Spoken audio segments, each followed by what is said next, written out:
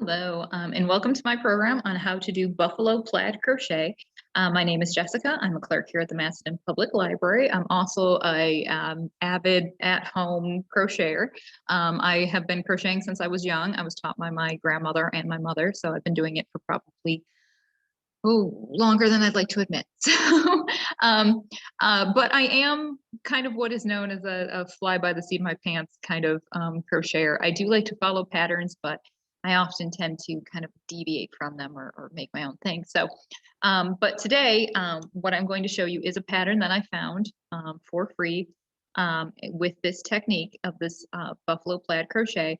I am going to show you the website that I found it from. I just want to make it very clear that we have no affiliation with this person, no affiliation with this website. It was just a pattern I happened to find, and I really thought the concept was quite interesting. It is a free pattern available publicly. So I just want to make that clear, though, that the library has no affiliation with the person who created this pattern. She has said that it is free and able to be used. So we are okay there, but I just wanted to make that clear that we have no connection with them. On that note, I can show you here that I have already made at least one version of this product or this pattern. This is my buffalo plaid infinity scarf that I have made. As you can see, I did it in the traditional buffalo plaid colors. I used just a regular acrylic yarn that I purchased from a local craft store. I used a burgundy color, a red color, and a black. So you can use any colors you'd like for this pattern. You are going to want a dark color, a light color, and a mid color. They can be any color gradation that you'd like. They can be any combination. I'm currently doing one that is a black, gray, and white.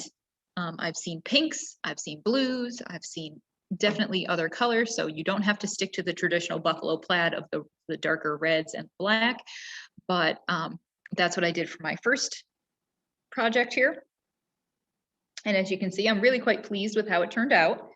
And this probably took me about I'd say a day or two. It really wasn't it didn't take very long. So today I'm going to show you the basic concepts for how to do this seemingly complicated looking pattern that is really quite easy. So to do this, you are going to need some basic understanding of crochet and crochet terminology. You're going to need to know how to chain, how to single stitch, how to double crochet, and how to do a double crochet stitch. Not very difficult. It's all pretty can be done with a basic understanding of crocheting. So this particular pattern is worked in multiples of 6 to do the 2 different colors. So to show you, not in the round, like you would do, this scarf is worked in the round, so you just keep going round and round and round. But if you're going to do something that's just has ends to it, you're going to want to count out a multiple of 6 plus 2. So in this case, I just did 24 plus 2 extra stitches, so 26 altogether. What I like about this particular pattern is normally when you turn back to start your double crochets, you use the first couple of stitches. The first couple of stitches count as your first double crochet. I've never really liked the way that looks. That's just a personal preference on my part. Some people it's fine. So if you want to do that, you'll just want to adjust your stitch count for that. But what this particular pattern calls for, and I like it this way, is to have those 2 extra stitches are actually going to just to give you the height, and then you're going to do 3 complete double crochets. So you're not counting those first 2 stitches as your first stitch. So what you're going to want to do is you're going to take your chain here and you're going to start your stitches in the 3rd chain from your hook. So to do a double crochet. Now, actually, I should say too, if you're doing the scarf, it calls for you to do a line of 2. If you're doing the scarf, you're working in the round. So you're going to slip stitch the loop together. It'll be a much longer loop because I believe it's 144 stitches. You want to make sure you don't twist your chain. So you got to be careful about that. And then you're going to slip stitch it together and then chain 2 and then work your double crochets. If you're doing something though, like maybe a trivet or something like that, where you're going from end to end, you're going to want to, oh, and the point being, I'm sorry, that it calls for doing a row of single crochet all the way around. So for this, I'm just going to start right away because I'm going to make a trivet and I plan to do an edging all the way around. So I'm not too concerned about doing a base layer of single crochet yet. I'm just going to go directly into the pattern. So again, you're looking to go into the 3rd chain from your hook. So you're going to do a double crochet, you're going to yarn over, find that 3rd chain from your hook, insert it into that stitch, yarn over, pull up a loop, yarn over, pull through the first 2 loops on your hook. So you'll have 2 loops left, yarn over, pull through those second 2 loops. So now you've got this little tiny chain 2 loop, and then you've got your first double crochet. So that counts as 1 double crochet. Like I said, we're not counting this chain as your first stitch, as a lot of patterns often do. The first double crochet is your first stitch. So you're going to do a second complete double crochet. So yarn over, pull up a loop, yarn over, go through the first 2, yarn over, go through the second 2 loops on your hook. Now here's where this particular pattern comes into play, because really it's about just doing those basic clean stitches and knowing when to change your colors and how to change your colors so that you get that nice clean finish. So I'll show you the wrong way to do it first. So if you were to do 3 complete double crochets, so you've got your 3, and then if you were to change your yarn color, then if you were to be like, okay, I need 3 stitches, so I did them, now I'm going to add my next color, what is going to happen is when you go to complete that first stitch, oops, all wonky. There we go. When you go to complete that first stitch, what's going to happen is you're going to end up with a stitch that's sort of half and half, and you're going to end up with the black on top. So you don't want that. So we go back to that 3rd double crochet. So I've undone it. I've undone my stitches so that I have 2 complete double crochets. Now here's the important part. To change your color, you're going to want to do half way through a double crochet stitch. So you're going to yarn over, go through your stitch, yarn over, pull up a loop, yarn over, go through the first 2 loops on your hook. So you've still got 2 loops on your hook. You're going to drop this first color. You're going to pick up your second color, which in this case, I'm using this is the dark color. Then you're going to go to your mid color.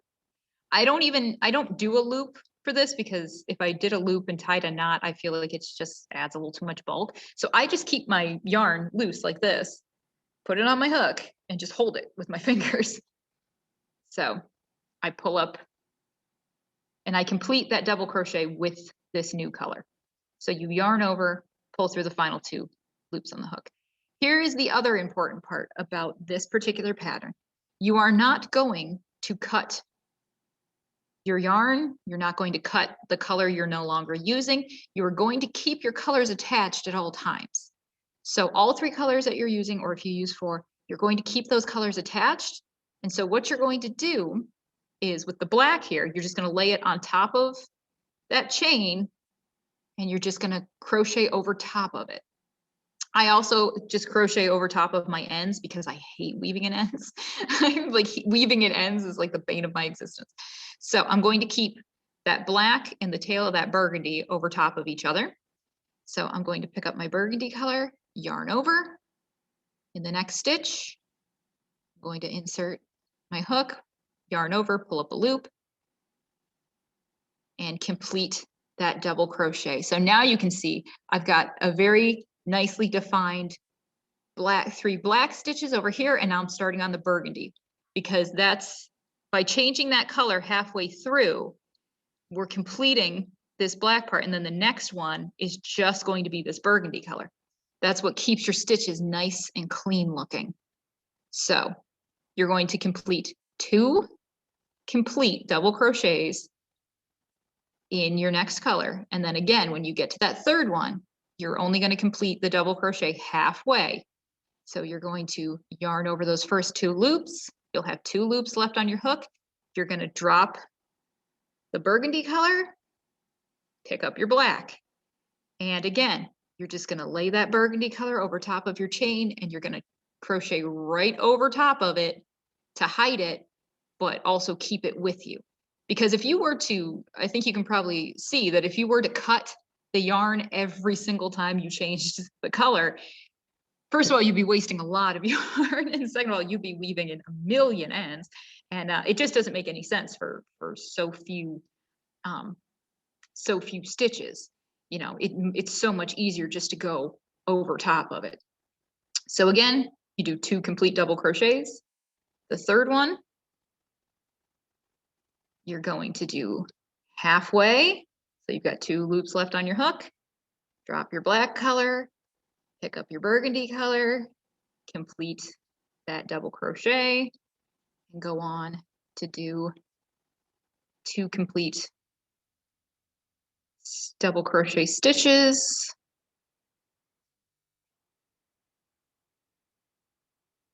And then when you get to the third, do it halfway, drop your burgundy, pick up your black, complete that stitch, and you just keep going on like that. So I'm going to pause the video for a minute because I'm going to complete this row. You guys don't have to sit here and watch me do that whole thing. And then I'll show you how to do the next row in which you're going to be switching to different colors. So just give me a moment and I will be right back. All right, so I'm back. So I have gone all the way to the end of my little row here, all the way up till I only have 1 stitch left. So I've done the 2 stitches in burgundy. I'm going to again do my halfway through my double crochet stitch. So I've got 2 loops left. Now, when I go up to the next row, I'm going to be using the burgundy and the red. So I'll be using my mid color and my light color. So that's why I've stopped here, because this is where, so actually down on the row before is where I'm going to change over to my lighter color. Again, I don't bother with making a loop. You can, it's fine, but I just go ahead and attach it that way. Again, I'm going to do 2 chains with this new color. When I turn, I'm going to take my ends here and I'm going to take my other 2 colors. And this is the important part if you're doing something with ends to it as opposed to something working in the round. Because this black color that I'm not going to be using for this row, I mean, you could cut it off and start it again at the other side. You could weave in your ends, or wait till you do your edging to go over your ends. I prefer to just go ahead and go over top of the black for the whole row. That doesn't bother me. So I did my chain 2 with my red. And again, in this particular pattern, and again, personal preference, you could do 3 and count it as your first double crochet. I've never really liked the way that looks. So I'm going to do the 2 single crochet, and then in the same stitch, that same burgundy, first burgundy stitch is where I'm going to work my first full double crochet stitch. I really like the way that looks, better than the sort of like loop you get when you do the 3 chain. It's just personal preference. So if you don't mind it, or if that's not the way you want to do it, that's fine. So I did my, so that chain 2 does not count as your first stitch. Your first double crochet is your first stitch. Done my second double crochet, same idea. When I get to my third, I'm just going to do halfway. I've still got my black here. I've got, which I'm not using this row. I'm going to pick up my burgundy and attach that. And then I'm just going to keep going over top of the red and the black. And the reason I'm doing this is so that when I get to the other end, I have the black attached. And then I will pick that up for the next row and then go over top of the red. So like I said, if you wanted to cut it off, you could. I prefer this because I just really don't like dealing with all the ends. I actually find it easier just to keep all three colors attached at all times. Again, 2 complete double crochets. When you get to the end, drop the burgundy, pick up the red, finish that double crochet, and just keep doing that over and over and over again. So what you want to keep in mind, basically, when doing this particular pattern is your color choices. You know, when to change colors obviously is very important because that's what gives you this nice, crisp, clean look. So really you're just thinking with these colors, with a mid color, sorry if my camera doesn't really want to focus, with this dark color, a mid color, and a light color, you're really just thinking because plaid, buffalo plaid in fibers are really where these fibers are overlapping. So like where the black would meet the red, what color would you end up with there? Well, you'd end up with this sort of mix of black and red, which would give you this dark burgundy color. If you had this burgundy color mixed with a lighter red, you would end up with a lighter, red color. So really that's what you're just keeping in mind is where would these things sort of overlap and how would that create this sort of checkerboard pattern. Now for this, for this pattern, the word went out of my head there. It was doing 3 double crochets and then changing color. And then in the next row, you're changing your colors.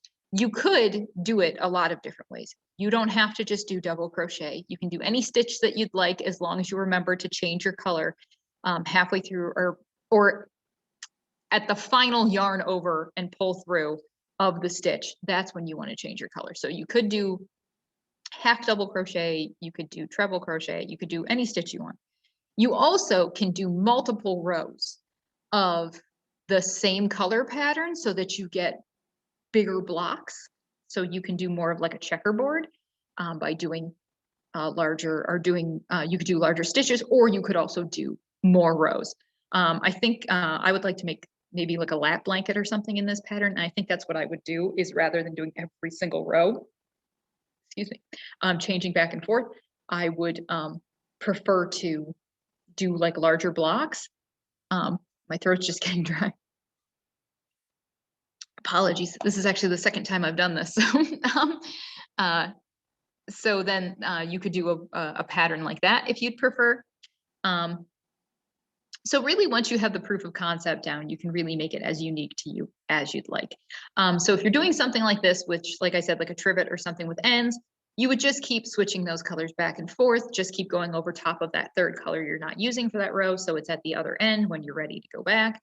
And then at the end, you would just do like a border all the way around. So the last thing I'm just going to show you is if you are working in the round, what do you need to know for that? So in this case, I've decided to do black and white and gray. So I've almost completed my second row. I'm almost all the way back to where it connects. Again, 2 full crochet or 2 full double crochets. And then halfway through the third, you're going to change color, go over top of the color you're not using. So same concept. Get halfway through, drop that color, pick up your other color. Whoops, I didn't finish this. Sorry. There we go. Drop that color, pick up this color, complete the double crochet, go over top of the color you're not using. So we're right at the end. So I'm just going to do 1 full double crochet, 2, and then again, do that double crochet halfway. Now, the thing I have to remember is that when I go up to this next level, I'm not going to be using gray. So when it comes to that final stitch, you need to switch back to your dark color. Now this dark color has just been hanging out on row number 1 this whole time, because for working in the round, I'm not going to keep that with me the entire time going all the way around. I think that would just just be a waste of yarn, and it would also maybe do something weird with the tension. So I just leave it dangle, and then when it comes to picking it up again, I just bring it straight up and yarn over and complete that loop with it. Now what this is going to do is it will create just a little bit of, on the inside, you'll just see that seam. This doesn't bother me at all. I mean, you could cut off the yarn if you wanted to and weave it in and then attach it again.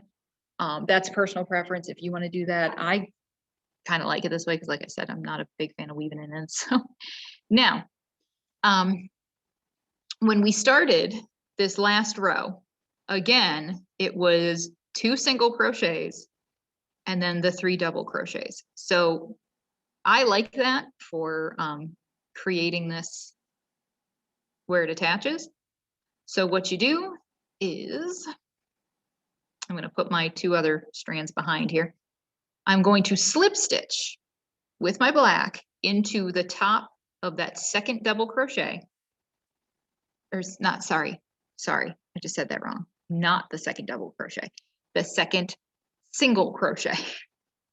I'm going to slip stitch into that to draw it together. I'm going to do 2 single crochets, which do not count as my first stitch. And then I'm going to double crochet into the next stitch, which will count as my first stitch. Now this white one, I'm not using for this next round. The gray one, I am going to be using. But rather than wait till I'm going to attach it over here, which would give me this diagonal yarn behind, I'm going to bring it up with me now and go over top of it so that way I don't end up with that strange sort of loop of yarn.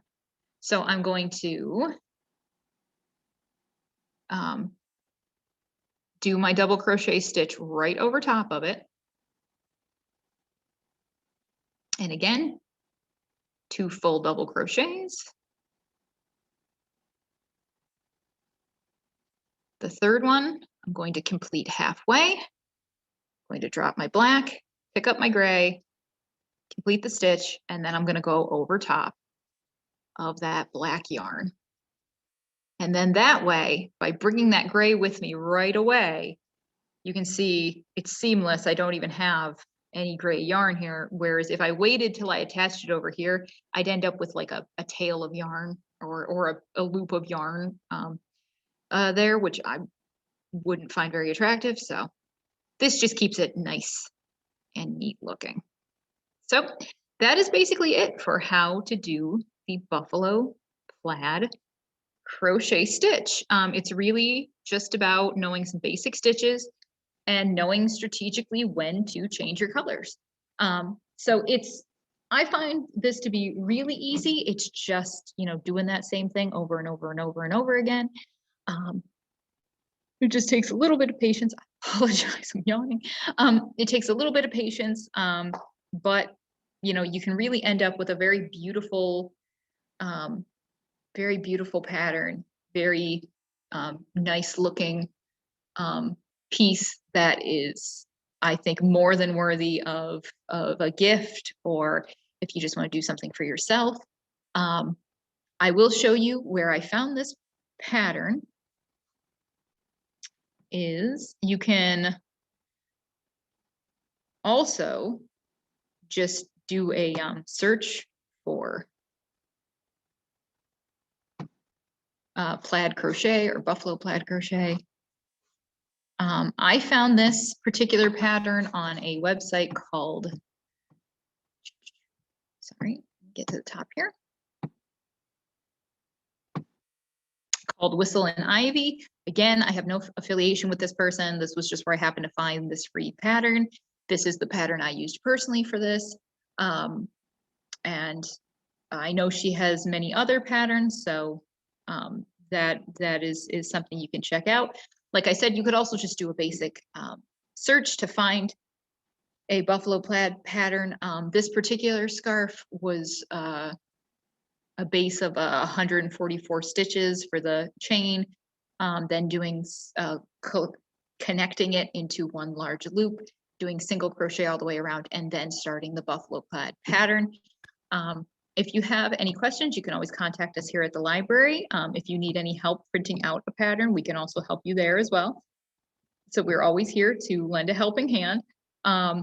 This particular pattern, I think I just copied and printed because this particular person said it was okay, as long as, you know, she gives full credit, which I certainly do give her full credit for this pattern. I just followed it. So definitely thank you, Bethany from Whistle and Ivy, for this wonderful pattern. But I just did want to make it clear that there's no affiliation between me, the library, and this particular website. It's just where I happen to find this pattern. You can also find other patterns. There's also other patterns to be found for, like I said, doing different stitches, different block heights, things like that.